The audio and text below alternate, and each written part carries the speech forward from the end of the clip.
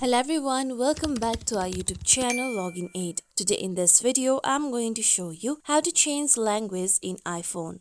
To change your language on iPhone, you need to first open your settings on your mobile. After this, now you'll be able to find General Settings. Tap on General. Now here you'll be able to find Language and Region option. Tap on Language and Region. Now here you'll be able to find preferred languages on the top. Tap on Add Language option. After this, here you can select any of the language. If you are not being able to find the language you want to select, you can also search it on the search bar on the top. After this, tap on the language that you want to select. I am choosing Chinese Simplified. Now you'll be able to find two options. Now tap on Use language that you have selected. Mine is Use Chinese Simplified.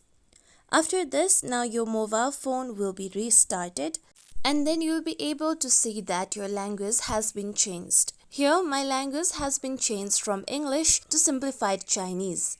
This is how we can easily change language on iPhone. This is it for tutorial everyone. Hope this tutorial was helpful to you all. If you like today's tutorial, make sure you like, share, subscribe to our YouTube channel for more tutorials like this. Thank you for watching.